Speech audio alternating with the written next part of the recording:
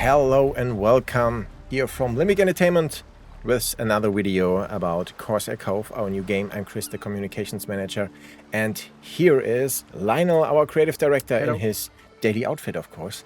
Yes, of And course. today we show you more about our two other islands, because you saw so much about Skullrock, and this time it's about our two islands, Devil's Basin and Ship Graveyard. And he's already spoiling the things Oh here. no.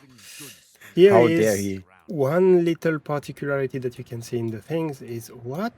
Yes, there is technically no green area at all, which means that you cannot grow anything on the island. It's really a little rock where you will need to overcome that as a new challenge, which means on Skyrock, you could basically grow food, you could grow alcohol, you could grow here. Here, you cannot. There is nothing at all that you can grow. Yeah, not even wood, right? The first thing you do in Skullrock. So here I'm like, okay, I would like to basically get wood, but this mess has no fertile area. I try to find another source of resource, which come to another challenge. How do I solve? Because we are not totally evil, and then we wanted at least you to give you a chance. This is not called ship graveyard for something. There is a lot of custom ship here, and they come with nice piles of resource. So initially, nice when you start the game with, basically the first thing that you will have to do as a player is to be dragged by the place and, hey, here is my wood. So I'm not going to grow the wood, but I'm going to be able to find place in the island where I get a small patch of the wood. One thing you need to notice is here, the amount of wood that you have is quite limited. So this will allow me to settle my starting point and settlement. Yeah. But very quickly I'm going to run out of resource, and obviously because you're a pirate, how do you get the resource? Yeah. You have to go and raid them in the island. On a very big map. Yeah.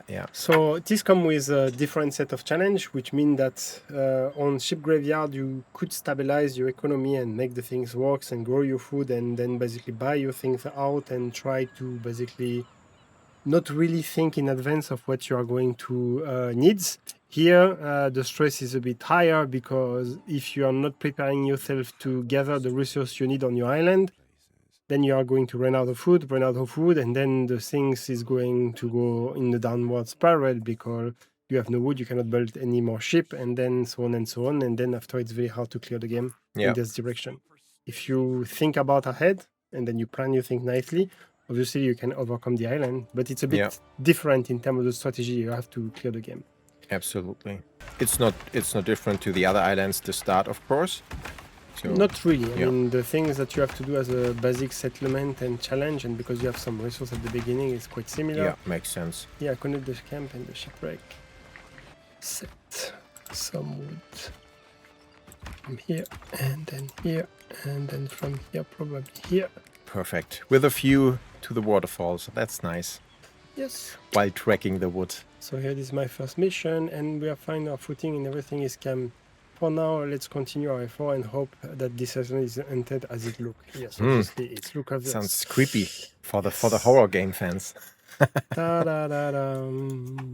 Nice. So maybe we can now show how the island looks if you are in the end game and you build everywhere on the island. Perfect. So here we go. This is a bit different.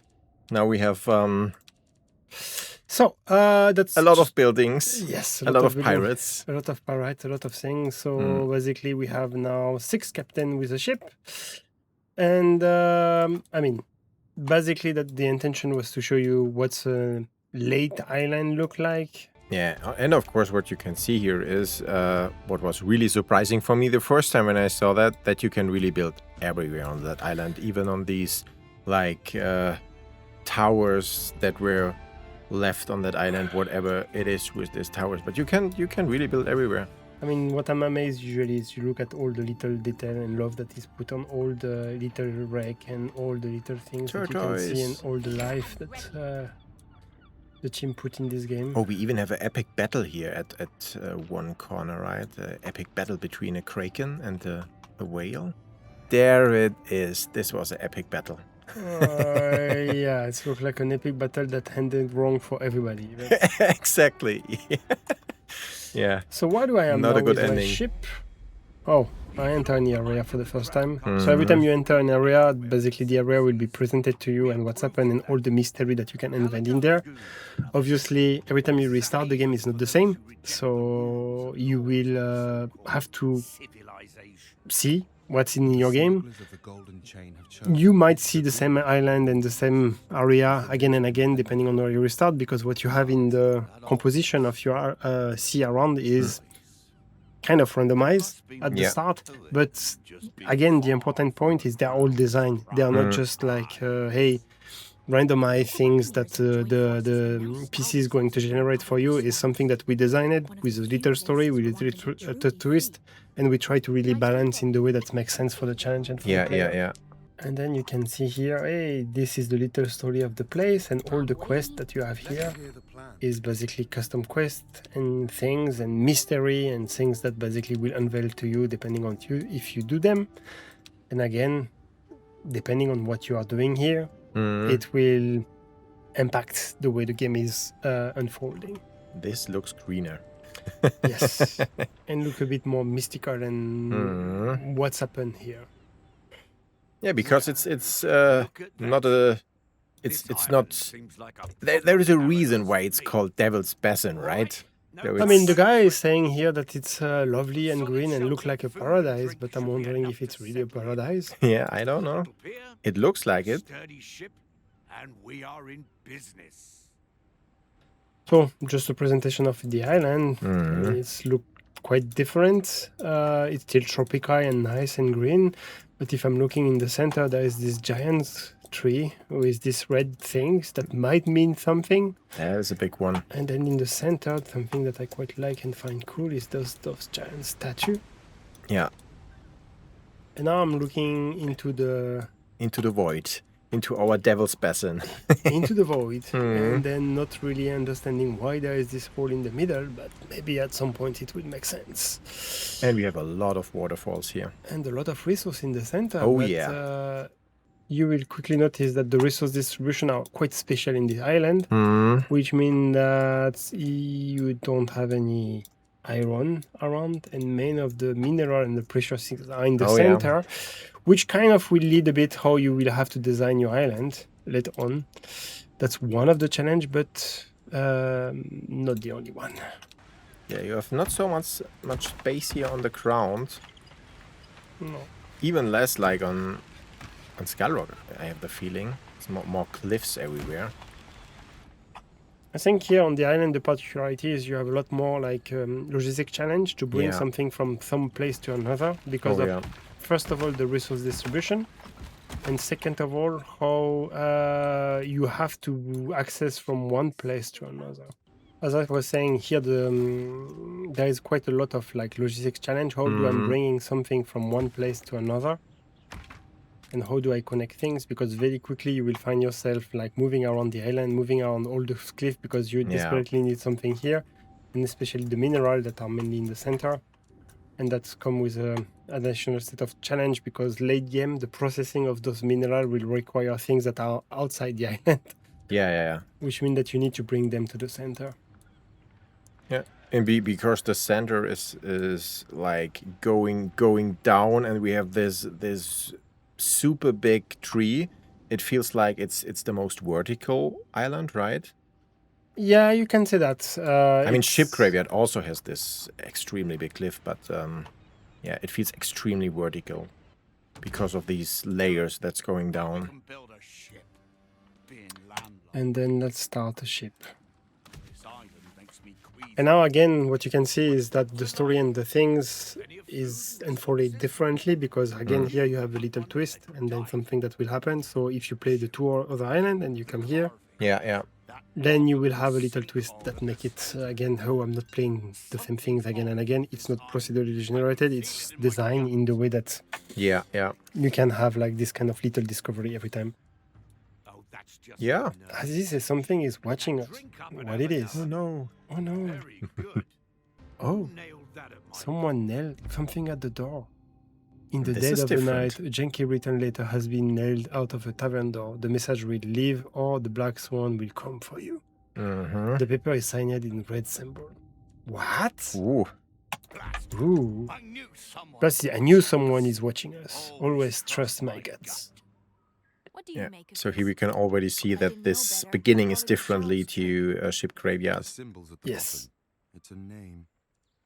Chen Fei. I don't know how Kenja can read the Chinese, I but don't care if Davy Jones himself has and Rambouillet, as always, he's not scared of everyone. Very happy to be here, and then let's build a nice island, and so on and so on. I will get the people in there. Yay. What? We Oh, check our no. supply this morning and find out that someone was stole at the night. And at the entrance on the hall, we see familiar character of Chen Feilong each into the wood. What? We just Hmm. lost 20 supply again. Oh no. Oh my. So now it's not just a nuisance and then posting like night poster on our door, it's just also stealing our stuff. from tyrants. Basically, as you can see, here the challenge was more to bring things from one side of the island to the Oh, other. yeah. So you have a lot of connection between the things. And again, because efficiency between your connection and what you need to do is very important in the game, because later on to supply your population, you want to, let's say, get as much resource as you can and as fast as you can, because if not, you will not be able to supply your ship and so on. You have to optimize your logistic, and that's where basically these little things, which are this connector, area lift, become very, very, let's say, important to the game. The issue you have with them is they are very expensive, so you need to be very precise in how you are using them and strategically speaking.